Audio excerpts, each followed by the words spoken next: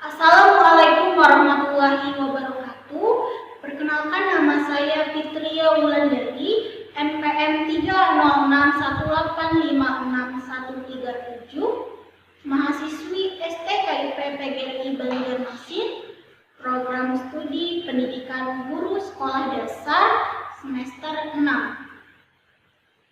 Di sini saya akan praktik mengajar untuk kelas 5, tema 1, subtema 1, pembelajaran 1 tentang organ gerak hewan dan manusia. Selamat menyaksikan.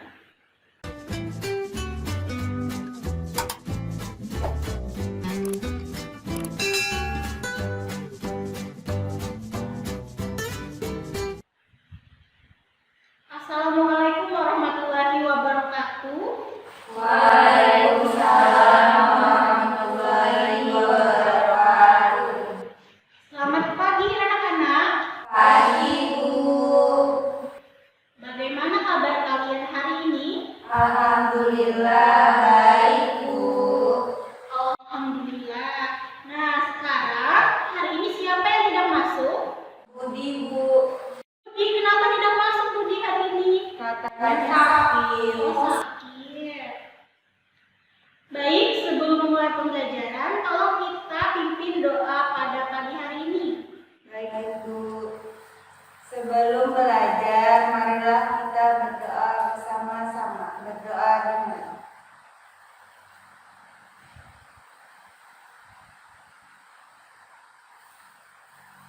berdoa selesai. Iya, terima kasih Ita.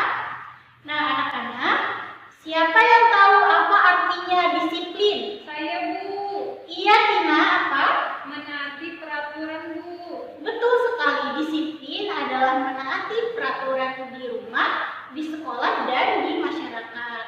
Nah, sekarang Ibu mau bertanya, contoh disiplin di rumah dan di sekolah, ada yang tahu? Saya, Bu. Iya, Tina?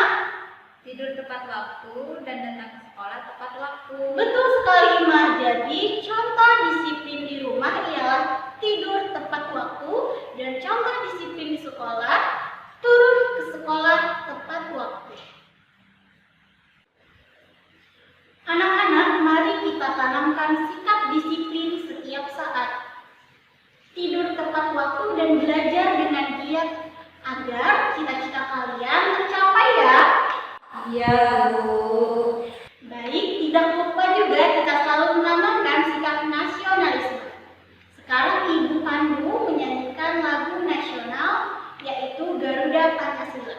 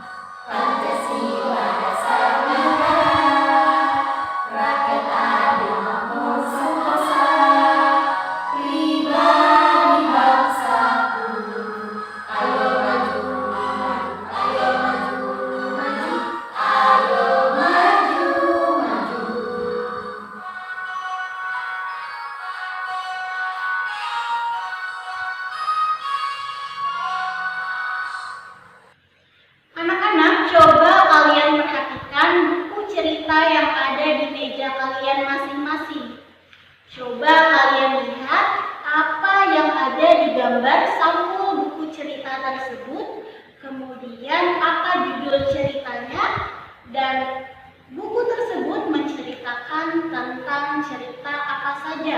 Coba kalian diskusikan dan diamati. Ibu beri waktu 15 sampai 20 menit untuk kalian membaca.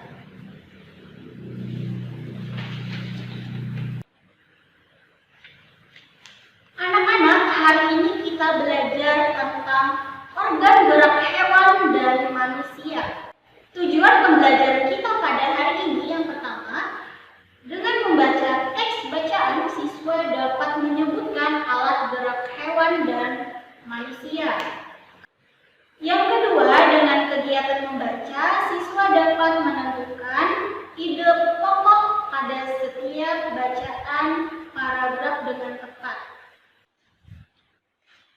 Anak-anak, sekarang Ibu akan memberikan kalian sebuah gambar. Tolong kalian perhatikan dan amati gambar berikut. Nah, coba kalian perhatikan, di situ ada gambar apa saja? Manusia. Orang. Ya, semuanya betul. Di situ ada gambar manusia, ada gambar tengkorak, dan ada gambar hewan kelinci. Nah, sekarang Ibu jelaskan. Yang pertama itu ada gambar organ gerak pada manusia. Nah, organ geraknya itu ialah tangan. Coba angkat tangan kalian dan gerakan. Nah, kira-kira fungsi dari tangan tersebut apa ya anak-anak?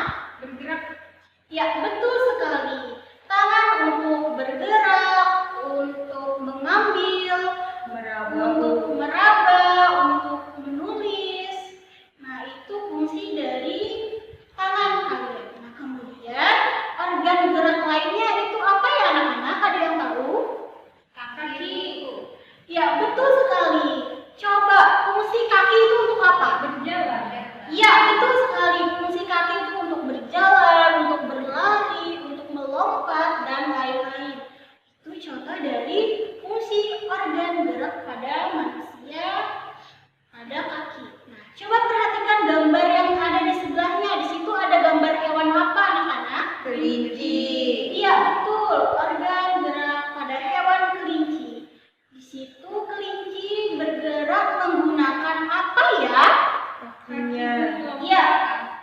Iya, menggunakan kakinya untuk bergerak, untuk melompat. Nah, itu fungsi dari organ gerak hewan pada kelinci.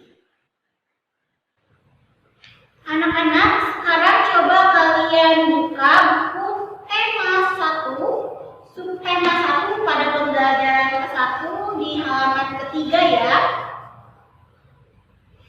Sekarang coba kalian baca dalam hati 5 menit di teks bacaan yang berjudul Sistem Organ Hewan dan Manusia.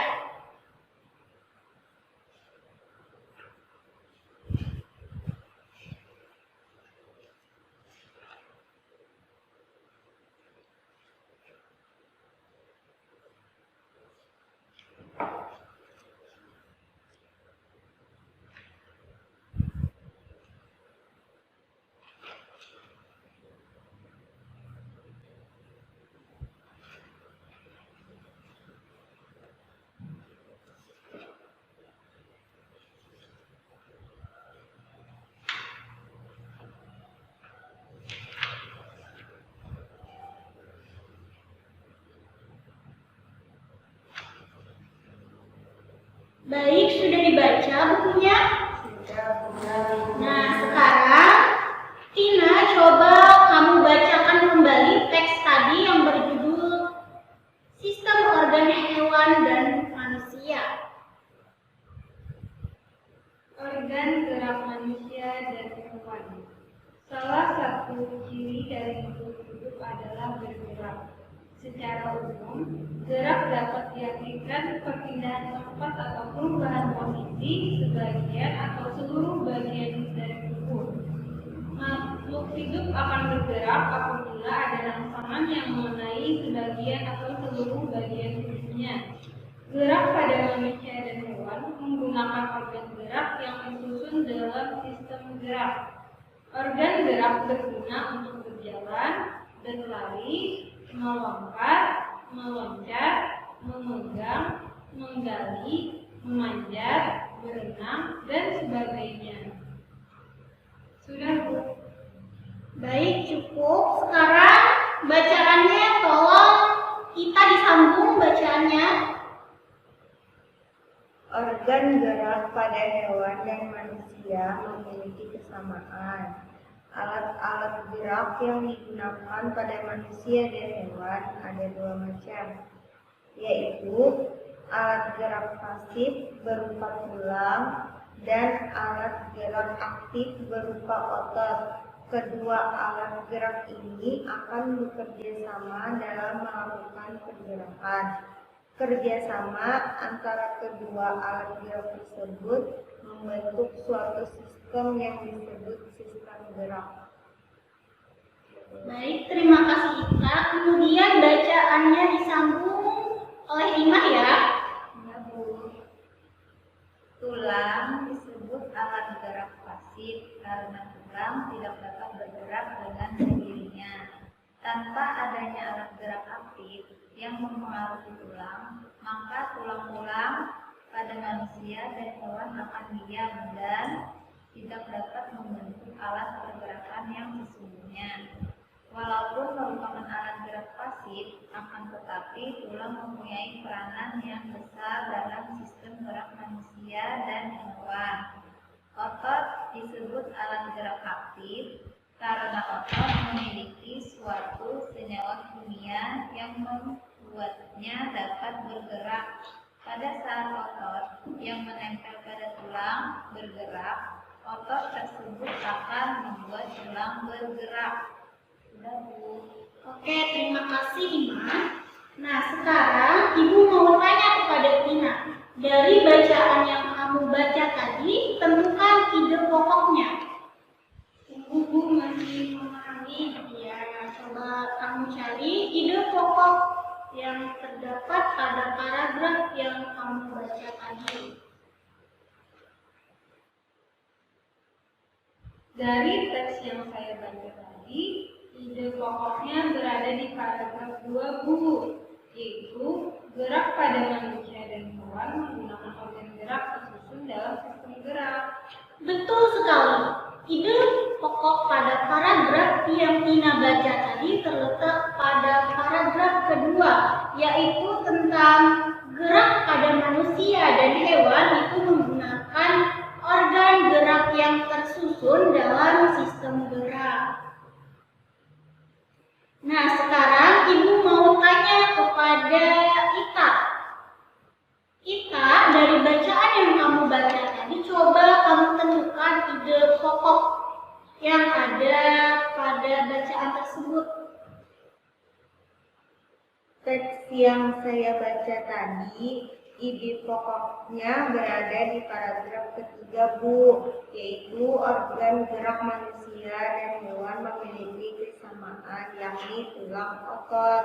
Ya, betul sekali Ita, terima kasih. Jadi, dari bacaan yang kamu baca tadi, ide pokoknya terdapat pada paragraf ketiga, yaitu organ gerak manusia dan hewan memiliki kesamaan, yakni tulang dan otot. Yang terakhir, Imah, coba kamu tentukan ide pokok dari paragraf yang barusan kamu baca.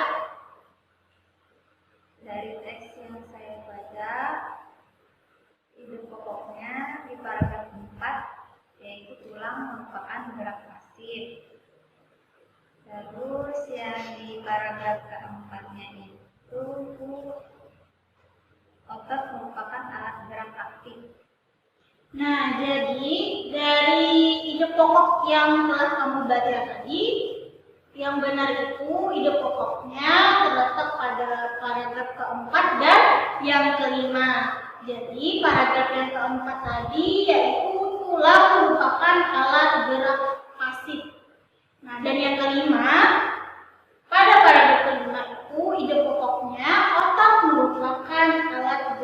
terakhir. Anak-anak kalian cerdas dan pintar sekali hari ini.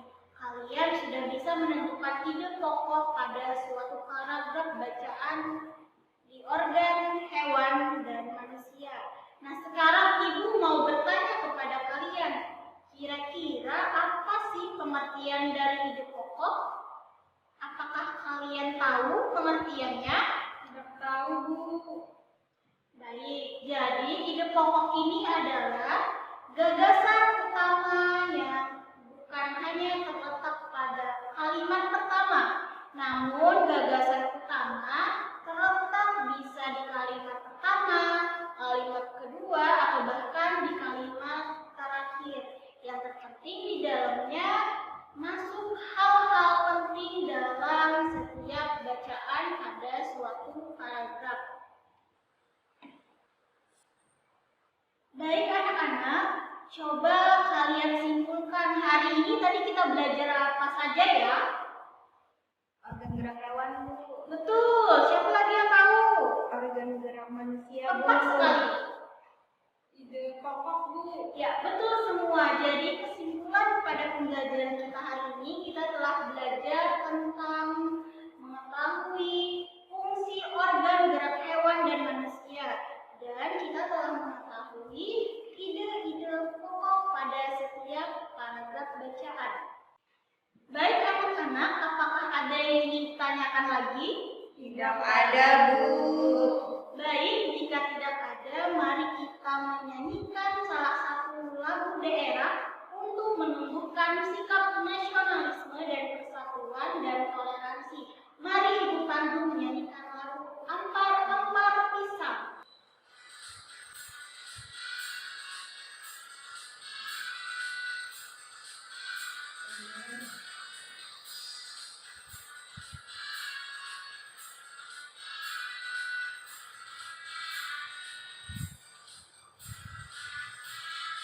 Ampar pisang, pisangku belum masak, masa sebiji diurung bari-bari.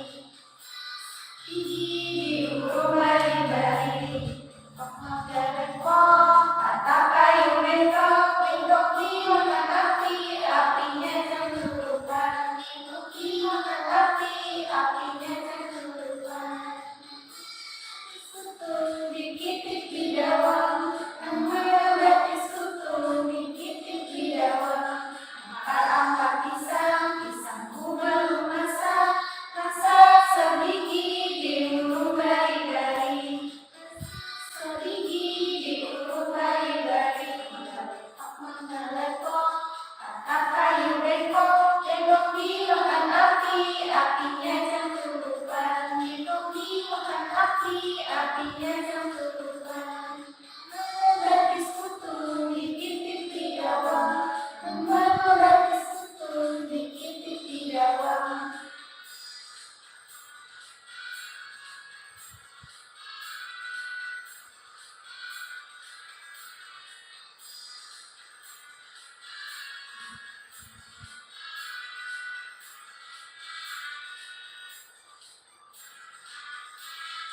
Ampar pisang, pisangku belum masak, masak sebiji diurung bari-bari. Masak sebiji diurung bari-bari. Menggelepok, kata kayu bengkok, bengkok dimakan api, apinya cemburukan. Bengkok dimakan api, apinya cemburukan. Mengenai betis kutu dikitik di dawang, namanya betis kutu dikitik di dawang. Ampar-ampar pisang, pisang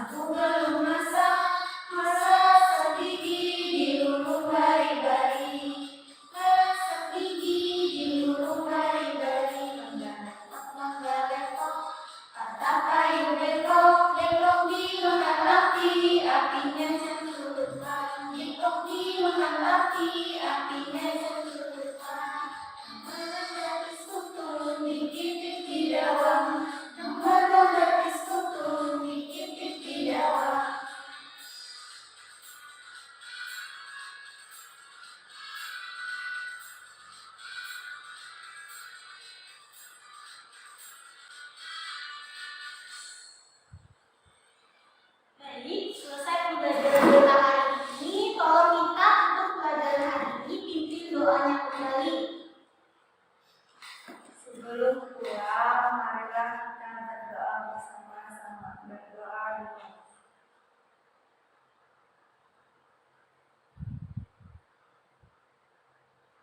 Berdoa sama-sama. Terima kasih Ibu tutup pembelajaran hari ini. Semoga kalian dapat menambah pengetahuan dan wawasan.